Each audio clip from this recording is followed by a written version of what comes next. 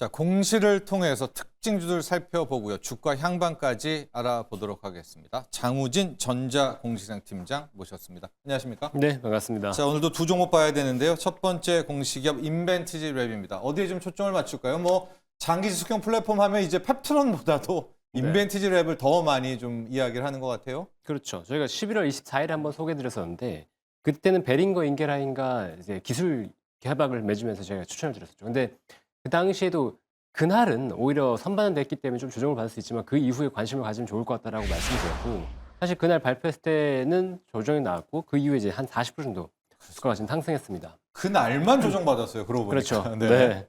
그리고 최근에 지난주에 공시가 있었는데 굉장히 재밌는 공시입니다.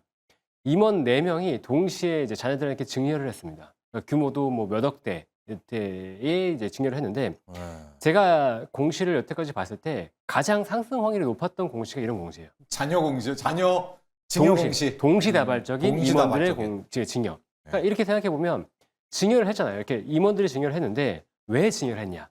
근데 임원 한 명이 개인적인 사정에 의해서 증여를 하는 것들을 많습니다. 그런데 그렇게 동시다발적으로 증여를 했다는 건 이 임원들이 내부적으로 의논을 했을 가능성이 높잖아요. 네. 우연의 일치로 저렇게 나오지는 않았겠죠. 네.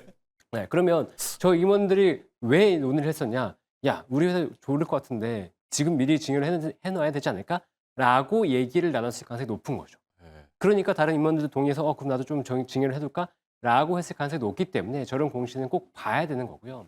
근데 마침 또 보니까 인벤티지 랩이 아까 말씀드렸던 베링거 인게라인과의 장기 지속성에 대한 기술 협약도 있었고 그다음에 최근에 봤을 때 노보노디스크도 장기 지속형 플랫폼에 대한 관심이 굉장히 크기 때문에 인벤티지 랩이 노보노디스크라든가 다른 어떤 빅파마들과의 어떤 연계 가능성은 높다라고 볼 수 있는 부분이었죠.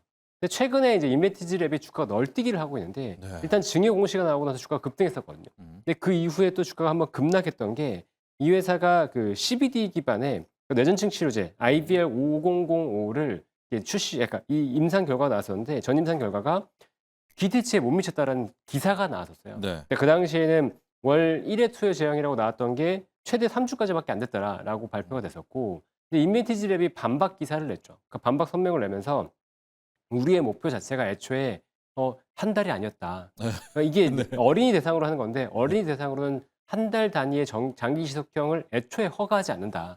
그리고 우리는 이걸 일부러 좀 줄였는데 그럼에도 불구하고 3주 효과가 나왔다라고 하면서 굉장히 긍정적인 얘기를 보였죠. 그러면서 주가 다시 반등이 나왔었고 어쨌든 지금 이런 부분에서 오히려 이 회사에서는 이것들에 대해서 이 뇌전증 치료제에서 긍정적으로 보고 있고 장기 지속형 치료제에 대해서 긍정적으로 바라보기 때문에 지금 임원들도 매수했을 거라고 보고 있어서 저는 중장기적인 관점에서 인벤티지 랩에 대해서 관심을 갖는 게 맞다라고 보고 있습니다. 네. 그리고 플랫폼 회사로서 시가총액이 지금 1조 원 정도이기 때문에 다른 플랫폼 회사들 우리가 봤잖아요. 그 알테오진이라든가 ABL 바이오라든가 이런 기업들이 뭐 10조 원 이상으로 가는 것도 봤었고 그다음에 최근에 보면 올릭스라든가 또 펩트론 같은 기업들도 갔기 때문에 인벤티지 랩이 뭐 기술 이전을 또 추가적으로 나오면서 분명히 관심을 받을 수 있다라고 보고 있습니다. 네. 인벤티지 랩 진짜 지난주에선 널뛰기를 했었고 기사 나오면서 그 기사 해석 놓고 급락했다가 다시 회복했다가 이후 또 상승하고.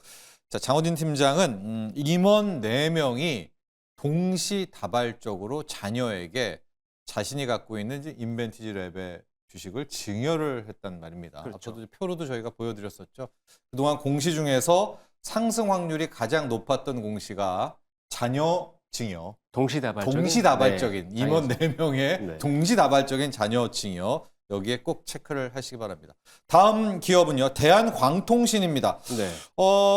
유증 결정을 한다는데 독특하게 좀 꼽아오셨네요. 대한광통신 시작해 보도록 할까요? 지금 주주 배정 이상 주가를 하면서 주가가 오늘 지금 15% 가까이 빠지고 있습니다. 근데 이 회사에 대한 비전을 봐야 되는 거고 유상증자의 목적을 보통 봐야 되거든요. 근데 유상증자의 목적이 지금 자금이 너무 절박해서 부족해서 라고 한다 그러면 그 이후에 주가가 반등하는 경우가 그렇게 많지 않은데 그렇죠. 이 자금 조달의 목적이 지금 우리가 성장해야 되기 때문에 그 마중물을 필요로 하는 거다라고 한다 그러면 주가가 빠진 이후에 반등을 하는 경우가 굉장히 많습니다. 근데 일단 주주배정 유상증자라고 한다면 당연히 이 주주배정 유상증자를 위해서 할인 발행을 하거든요.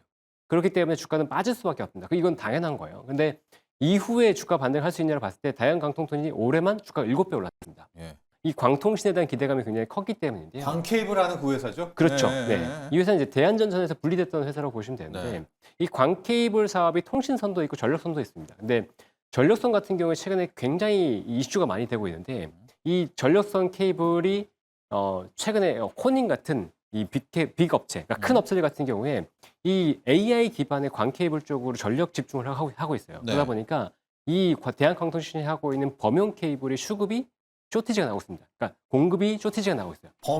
범용 쪽이. 예. 왜냐하면 이쪽으로 올라가 버리니까 HBM이 좋아지면서 D램이 쇼티지가 난 것처럼 네. 마찬가지로 AI용 케이블 쪽으로 그 큰 업체들이 집중하다 보니까 범용 케이블이 쇼티지가 나면서 가격이 올라가고 있습니다. 그러면서 대한광통신의 실적도 올해 이제 내년부터 본격적으로 턴어라운드가 나타날 거라고 예상을 하고 있거든요. 그러니까 대한광통신에 대한 기대감이 컸던 상황인데 그럼 대한광통신 같은 경우는 당연히 캐파도 늘리고 싶어 할 거고 네. 그다음에 이 물량이 늘어나다 보니까 운전 자금이 필요할 거잖아요. 그거에 대한 대비로 지금 400억 정도의 유상증자를 했다라고 보면 될 것 같습니다. 그러니까 이수페타시스도 유상증자를 하고 나서 오히려 주가가 나중에 반등이 나왔었거든요. 네. 주주배당 유상증자를 하고 나서. 그러니까 보통은 주주배당 유상증자를 했을 때 아까 말씀드린 것처럼 이게 성장을 위한 마중물이면 주가 반등이 나오는 경우가 굉장히 많았다.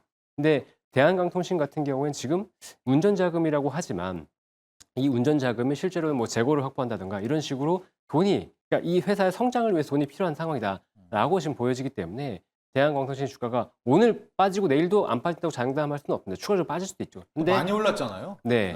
근데 이 조정을 받는 게 충분히 기회가 될 수 있다고 보고 있기 때문에 지금 빠지는 것에 대해서 너무 두려워하지 말고 추가적으로 매수 기회를 좀 삼아 보시면 좋을 것 같습니다.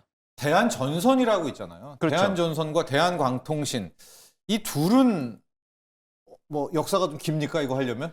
그렇죠. 예, 너무 원래 길어요. 이제 예, 굴곡의 역사 이 두 대한전선은 회사에. 예. 1950년대, 60년대 이제 재계 순위 4위까지 올라갔던 그렇죠. 굉장히 큰 기업이죠. 네. 그리고 이 대한전선이 2세인 설원량 회장이 갑자기 자꾸 하시면서 전문 경영 시제로 바뀌었거든요. 그래서 막 과도한 투자를 하면서 2008년에 법정 관리로 들어가면서 그 무너졌어요. 대한전선입니다. 그렇죠. 그거. 예. 네, 그 오너 3세가 경영권을 포기한 이후에 다시 찾아온 그 회사, 그게 대한광통신입니다.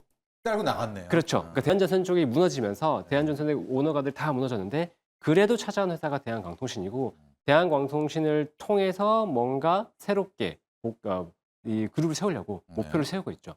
그리고 지금 그게 어느 정도 먹히면서 회사가 성장을 하는 과정이고 그 과정 속에서 유상증자까지 들어왔다라고 보면 좋을 것 같습니다. 자, 장우진 전자공신생 팀장과 함께 공시로 보는 종목 두 종목 봤습니다. 대한광통신 그리고 인벤티지 랩까지 살펴봤습니다. 여기까지 하죠.